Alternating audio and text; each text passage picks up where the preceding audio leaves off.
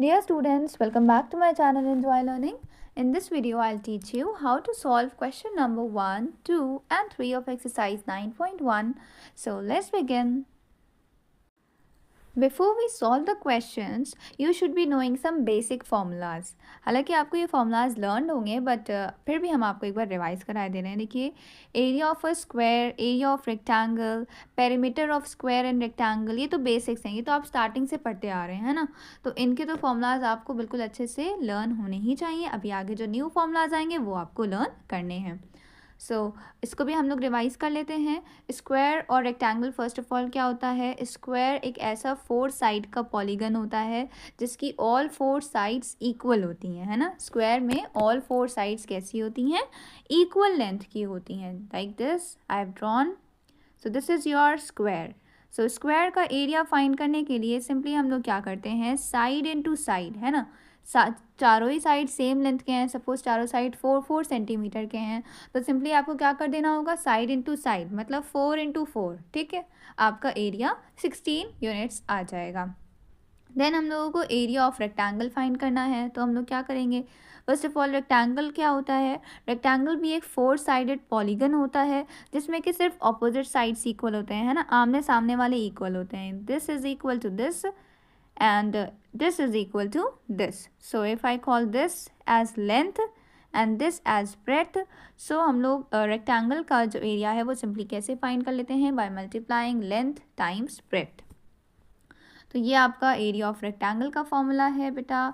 ये आपका area of square का फॉर्मूला है. सिमिलरली पेरीमीटर्स को जल्दी से क्विकली रिवाइज कर लेते हैं. So perimeter of square and perimeter of rectangle के फॉर्मूलाज. पेरीमीटर का मीनिंग फर्स्ट ऑफ ऑल क्या होता है? Let's recall that first. So अगर ये हमारा एक स्क्वायर है तो पेरीमीटर का सिंपली मीनिंग क्या होता है कि कोई भी शेप है उसकी जो पूरी बाउंड्री है, उसकी बाउंड्री में जितने भी साइड्स आ रहे हैं उन सारे साइड्स की लेंथ को ऐड कर देना, है ना. Total length of the boundary, total length of the outline of your shape. तो ये हमारा स्क्वायर है, तो स्क्वायर में हमें चारों साइड्स को ऐड करना होगा ना, क्योंकि ऑल 4 साइड्स आर इक्वल. तो चाहे हम लोग उन चारों को ऐड करें या सिंपली साइड को 4 से मल्टीप्लाई कर दें, आंसर हमारा सेम आता है ना. तो पेरीमीटर ऑफ स्क्वायर का फॉर्मूला क्या होता है बेटा? 4 इंटू साइड. सिमिलरली जब हम लोग रेक्टेंगल का पेरीमीटर निकालते हैं तो रेक्टेंगल में क्या होता है? ऑपोजिट साइड्स इक्वल होते हैं, तो 2 टाइम्स एल आता है ना. एल प्लस एल और B plus B, so it is 2 times length plus breadth. ठीक है बेटा, ये फॉर्मूला हो जाता है. पेरीमीटर का कॉन्सेप्ट, सबका कॉन्सेप्ट माइंड में अच्छे से क्लियर रखिए कि पेरीमीटर हम लोग कब यूज़ करते हैं. पेरीमीटर का मीनिंग होता है हम सिर्फ बाउंड्री की बात कर रहे हैं. किसकी बात कर रहे हैं? सिर्फ बाउंड्री की बात कर रहे हैं, पूरी बाउंड्री की लेंथ. और एरिया का मीनिंग क्या होता है? जब हम एरिया की बात करते हैं तब हम पता है क्या बात करते हैं? शेप के अंदर जितनी स्पेस है, जितनी स्पेस कवर्ड है, जितना सरफेस है, इसको हम जब मेजर करते हैं ये हमारा एरिया होता है. और जब हम आउटलाइन की बात करते हैं, बाउंड्री की बात करते हैं, वो पेरीमीटर होता है. बिकॉज जो आपके वर्ड प्रॉब्लम्स होंगे वो आप तभी करेक्टली सॉल्व कर पाएंगे जब आपको पता होगा कि आप यहाँ पे पेरीमीटर फाइंड करें या एरिया, क्योंकि उसमें आपको गिवन होगा कि हाँ टाइलिंग करनी है फ्लोर की या फेंसिंग करनी है फील्ड की. तो आपको कॉन्सेप्ट क्लियर होना चाहिए. Let's move to question number 1. So it is given that you have to find the area of a square park whose perimeter is 80 meters. So बेटा आपको एक स्क्वायर पार्क का एरिया फाइंड करना है जिसका आपको पेरीमीटर दिया हुआ है. अब एरिया के लिए तो हमें क्या पता होना चाहिए? What is the formula of area? अभी हम लोगों ने पढ़ा area of square, side into side. तो हमें तो साइड पता होना चाहिए, बट यहाँ साइड ना देकर पेरीमीटर गिवन है. तो मीनिंग क्या है कि जो चीज़ गिवन है उससे हम लोगों को जो चीज़ रिक्वायर्ड है, जो चाहिए, वो फाइंड कर लेंगे. ओके बेटा, सो हम लोग पेरीमीटर ऑफ स्क्वायर का फॉर्मूला पुट करेंगे.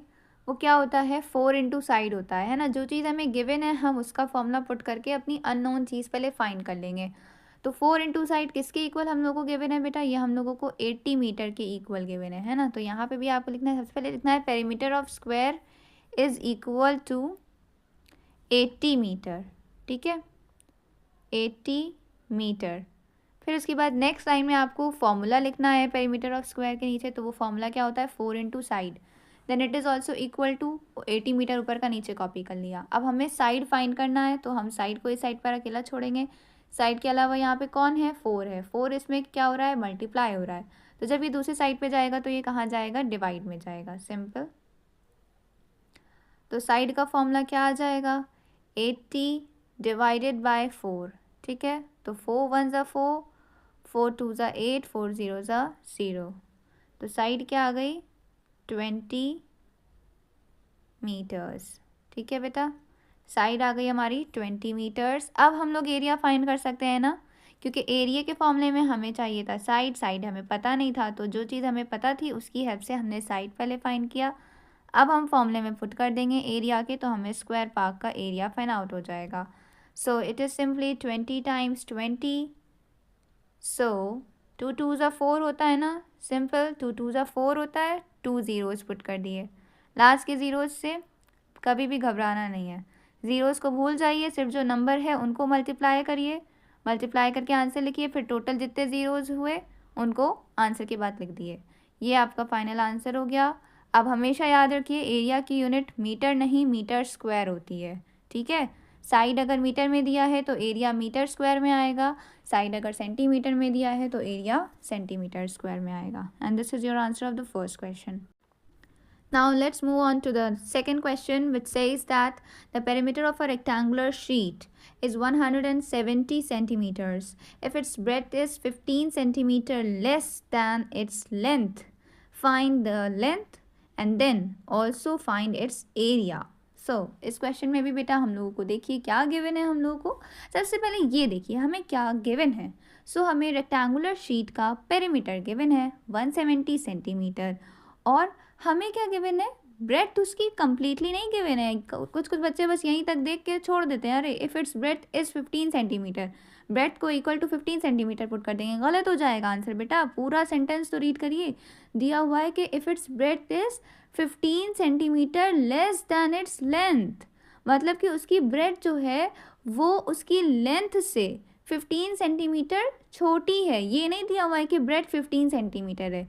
पूरा आगे तक पढ़िए, 15 सेंटीमीटर के बाद फुल स्टॉप अगर लगा होता तब आप सोचते कि हाँ ब्रेथ 15 सेंटीमीटर दिया हुआ है। पूरा कंप्लीट सेंटेंस रीड करिए, ब्रेथ जो है वो लेंथ से 15 सेंटीमीटर लेस दैन है। तो हम लोग इसमें लेंथ को अगर हम लोगों ने L मान लिया तो ब्रेथ क्या हो जाएगी, L माइनस 15, और फिर उसके बाद हम लोग फॉर्मूले में पुट करेंगे पेरीमीटर के, हमें L मिल जाएगा। Let's see how we will be finding it. Okay बेटा, so we will write perimeter of rectangular sheet is equal to 170 centimeter. अब क्योंकि हमें ना तो लेंथ गिवन है बेटा कंप्लीटली, ना ही ब्रेथ गिवन है, क्योंकि हम लोग को देखिए ब्रेथ जो है वो लेंथ के टर्म्स में भी गिवन है, तो हम लोग लेंथ को L मान लेंगे, फिर लेंथ की हेल्प से हम लोग ब्रेथ के लिए एक्सप्रेशन फाइंड करेंगे कि अगर लेंथ जो है वो L है देन ब्रेथ क्या गिवन है क्वेश्चन के according, 15 centimetre less than its length, मतलब L माइनस 15। अब हम लोग बेटा जो पेरीमीटर का फॉर्मूला है उसे पुट करेंगे। तो पेरीमीटर हम लोगों को क्या गिवन है बेटा, पेरीमीटर हमें 170 गिवन है ऐसे तो। अब नेक्स्ट लाइन में हम फॉर्मूले के नीचे वैल्यू पुट करते हैं ना। पेरीमीटर का फॉर्मूला क्या है, 2L plus B equal to 170 again. अब वैल्यूज़ पुट करिए, L तो L ही है हमारा, ब्रेथ क्या है बेटा, ब्रेथ की जगह पे क्या लिखना है, L माइनस 15 लिखना है, तो L माइनस 15 लिख दिया इक्वल टू 170। एंड सो अब हम लोग सम कर देते हैं, L प्लस L क्या होता है, 2L माइनस 15 इक्वल टू 170।